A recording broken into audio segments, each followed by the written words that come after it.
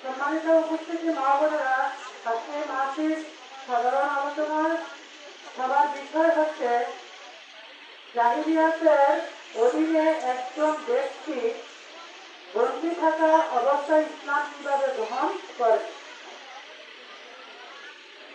তাহলে সর্বপ্রথম আমাদেরকে জানতে হবে ইসলাম কি, তারপরে জানতে হবে জাহিলিয়াত কি। সকলে আমরা জানার জন্য প্রস্তুত আছি? যারা আমরা এখনো জাহিলিয়াতের অধীনে বন্দী আছি তারা কি আমরা জেনে বুঝি ইসলামে আসতে প্রস্তুত আছি? তাহলে সকলকে কি করতে হবে? মনোযোগ দিয়ে আলোচনা শুনতে হবে। আর প্রধান বক্তা, প্রধান আলোচক যিনি আলোচনা করবেন ইসলামী সমাজের সম্মানিত আমির সাহেব।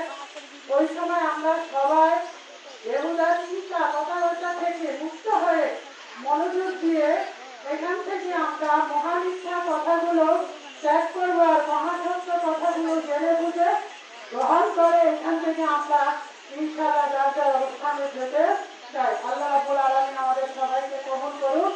আর সম্মানিত উপস্থিতি মা বোনেরা, তাহলে ইসলাম কি? ইসলাম কল্যাণকর ও পরিপূর্ণ একমাত্র জীবন ব্যবস্থা।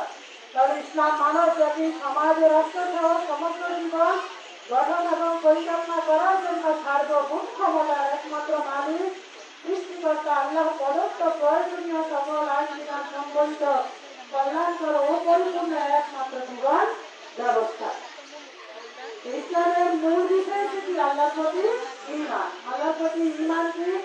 মানুষের সমাজ ও রাষ্ট্র গঠন এবং পরিচালনা সহ জীবনের সকল ক্ষেত্রে চূড়ান্ত মালিকানা এবং সর্বোচ্চ ক্ষমতা, সার্বভৌমত্ব, আইন বিধান ও নিয়ম শাসন কর্তৃত্ব একমাত্র আল্লাহর, মানুষের নয়।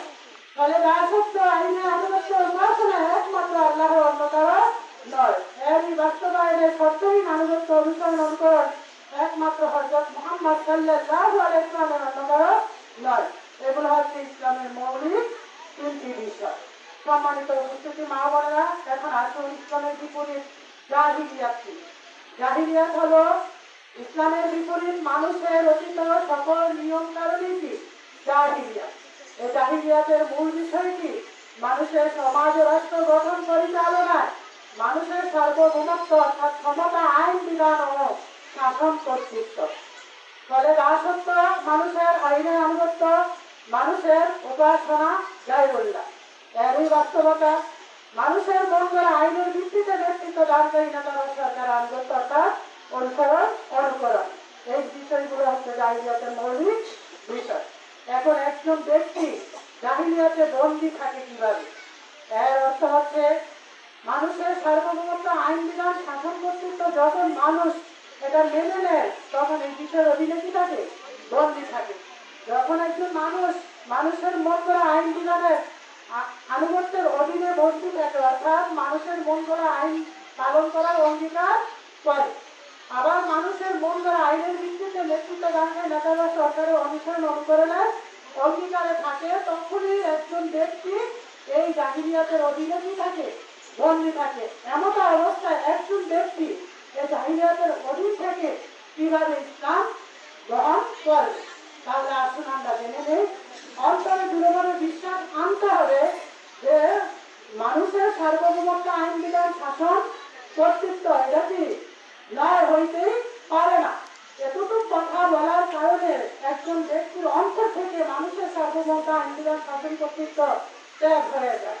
আবার সে সাথে সাথে অন্তরে দৃঢ়ভাবে বিশ্বাস আনবে সমাজ ও রাষ্ট্র জীবনের সকল ক্ষেত্রে সার্বভৌমত্ব, আইন বিধান ও নিয়ম শাসন কর্তৃত্ব একমাত্র কার? আল্লাহ। এতটুকু বিশ্বাসের কারণে তার অন্তরে এই বিষয়টা কি হলো?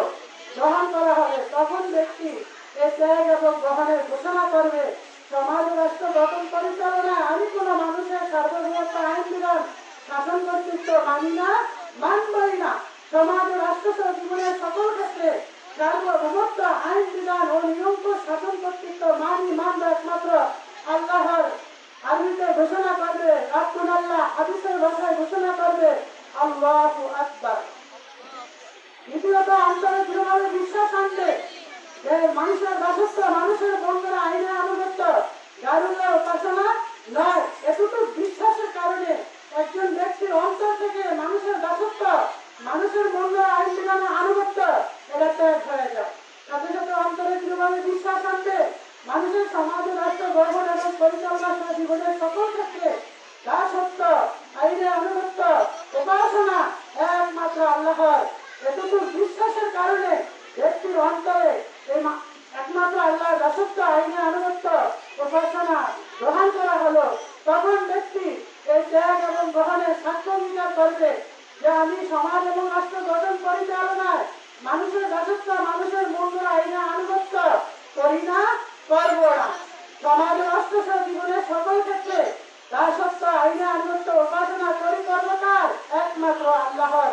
এর আরবিতে সাক্ষ্য অঙ্গীকার করবে আশহাদু আল্লা ইলাহা ইল্লাল্লাহ।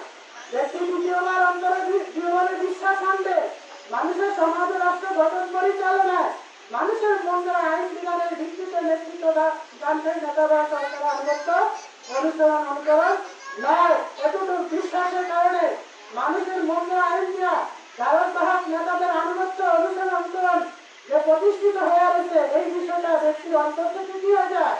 ত্যাগ হয়ে যায়। সমাজ ও রাষ্ট্র সহ জীবনের সকল ক্ষেত্রে শর্তহীন আনুগত্য, অনুকরণ একমাত্র হযরত মুহাম্মদ সাল্লাল্লাহু আলাইহি ওয়াসাল্লামের। এই বিষয়টা তার অন্তরে আবার দৃঢ়ভাবে বিশ্বাস আনবে, তখনই একমাত্র হযরত মুহাম্মদ সাল্লাল্লাহু আলাইহি ওয়াসাল্লামের শর্তহীন আনুগত্য, অনুকরণ ব্যক্তির অন্তরে গ্রহণ করা হয়। এই ত্যাগ এবং গ্রহণের ব্যক্তি সাক্ষ্য অঙ্গীকার করবে যে আমি সমাজ এবং রাষ্ট্র গঠন পরিচালনায় মানুষের মন গড়া আইন বিধান দিয়ে যারা নেতা সরকার, ওই সমস্ত নেতাদের আনুগত্য, অনুকরণ করি না, করব না। আমি সমাজ ও রাষ্ট্র সহ জীবনের সকল ক্ষেত্রে শর্তহীন আনুগত্য, অনুকরণ করি, করবে একমাত্র হযরত মুহাম্মদ সাল্লাল্লাহু আলাইহি ওয়াসাল্লাম। সম্মানিত উপস্থিতি মা বোনেরা, এতটুকু বিষয় বলার কারণে যা জাহিলিয়াতের মৌলিক তিনটা বিষয় অন্তর থেকে ত্যাগ হয়ে যায়, ইসলামের মৌলিক তিনটা বিষয় অন্তরে গ্রহণ করা হয়ে যায়। তারপরে ব্যক্তি ঘোষণা এবং সাক্ষ্য অঙ্গীকার দিয়ে ব্যক্তি ইসলাম এভাবে কি করে? গ্রহণ করে। তখনই একজন ব্যক্তি জাহিলিয়াতের অধীন থেকে বের হয়ে ইসলাম গ্রহণ করে ইসলামের অধীনে আসে। তাহলে ওই ব্যক্তি কি দলে দলে বিচ্ছিন্ন থাকবে? আওয়াজ তুলুন, দলে দলে বিচ্ছিন্ন থাকবে? থাকার কোনো সুযোগ আছে? নাই। তাহলে ব্যক্তি কি করবে? এই বিষয়গুলোর ভিত্তিতে যদি নেতৃত্ব দিতে আছেন আল্লাহর সার্বভৌমত্বের ভিত্তিতে, তাহলে আইন বিধানের প্রতিনিধিত্বকারী নেতা ইসলামী সমাজের আমির ওনার নেতৃত্বে আনুগত্য কি করতেছে? বায়াত গ্রহণ করে ওনার পরিচালনা থাকার অঙ্গীকার করে এই ইসলামী সমাজে ঐক্যবদ্ধ হয়েছে এবং ঐক্যবদ্ধ থেকে আবার জাতির মানুষকে কি করতেছেন? এই ইসলাম গ্রহণ করার দাওয়াত দিচ্ছেন। তাহলে সম্মানিত উপস্থিতি মা বোনেরা, তাহলে আল্লাহ রাব্বুল আলামিন আমাদেরকে জাহিলিয়াতের অধীন থেকে বের করে ইসলামের অধীনে আসার তৌফিক এবং যোগ্যতা দান করুক, আমিন। আর দুনিয়ায় কল্যাণ, শান্তি, আখিরাতে জাহান্নামের কঠিন শাস্তি থেকে মুক্তি পেয়ে চিরসুখের স্থান আমরা যেন জান্নাত লাভ করতে পারি, সেই কারণে আল্লাহ রাব্বুল আলামিন আমাদেরকে কবুল করুক, আমিন। এইবার আবার আলোচনা এখানে শেষ করলাম। ওয়া মা আলাইনা ইল্লাল বালাগ।